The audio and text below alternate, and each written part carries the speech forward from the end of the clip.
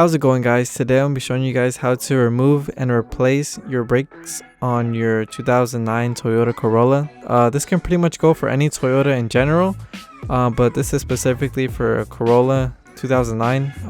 It's pretty much the same for any Toyota in general, like I said, Camry, Corolla, Matrix. But what you basically need is a 14mm socket for the two caliper bolts that go to the caliper, and then I am using a power tool, but you most likely might be using a ratchet, which you could do. They're not that tight. And then once you take off the caliper, you just hang it up.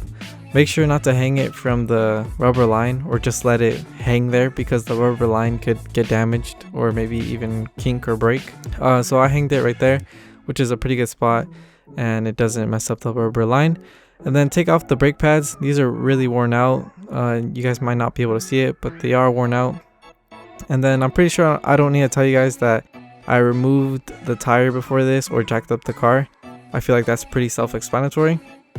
But the next thing you're going to need is a 17mm socket for the bracket bolts.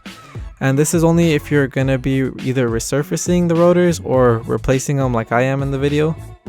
But if you're not, you can pretty much skip to like the end of the video where I put the pads and maybe hardware on and put the caliper back on. But if you are, you're going to need to remove these two 17mm bolts. These are pretty tight, so you might need like a breaker bar or a long ratchet. But like I said, I'm using the power tool, so it takes it off pretty easy. And then once that's off, you can take off the rotor, which comes off pretty easily in my situation, but sometimes you do have to hit them out with a hammer or something. And then obviously compare the two with the new one, if you did get a new one, which I did. So you can see they're the same. And then once you get your new rotors, make sure to clean them up with some brake cleaner or soapy water. And in case you did go resurface them, like at O'Reilly's or AutoZone or Pep Boys, make sure to clean them as well, because they don't clean them and they do come with the same dirt once they resurface them. So as you can see, it's pretty dirty. Make sure to clean them, or else you're going to get it all smoky and they're not going to break in properly when you try to break in the brakes. So once you're done with that, I like to put a little nut right here so it holds the rotor in place and stops it from moving around, so when you put the caliper bracket on, it doesn't move around too much. But now looking at the caliper bracket, it has these slide pins right here, and you want to check them, make sure they move freely, because if they don't and if they're seized up, it's going to cause uneven brake pad wear, or maybe even premature wear on your brake pads.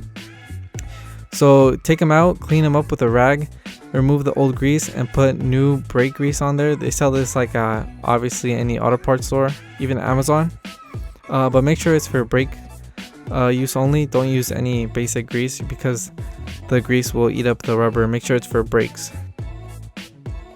So as you can see, I mesh it in, make sure it breaks in good, the new grease, and rub it in there nice. And then check the other side and make sure it's not seized as well.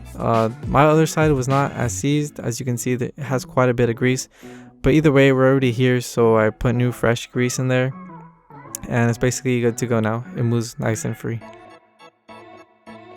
So once you're done with that, you put the caliper bracket onto the car back again, and then tighten it down with the two 17mm bolts that we saw. These, like I said, go down tight. I'm not sure the specific torque rating for it, I kind of forgot, but I want to say it's kind of like in the high almost 100 range. So make sure you tighten them up real nice.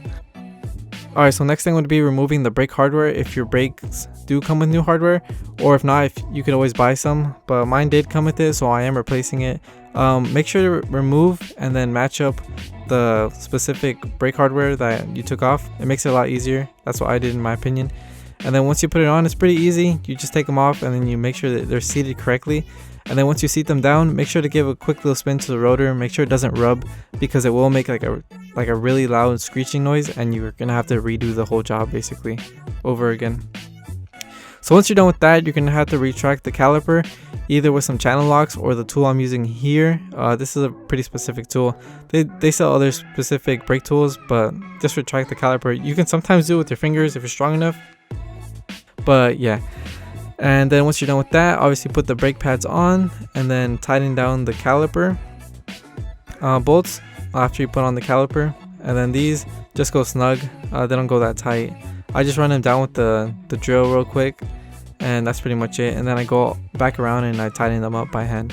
And that's pretty much it. That's how you do your whole brakes right there. Save yourself hundreds of dollars right there. Do it yourself. It's a lot easy. Took like 30 minutes max. And thanks for watching.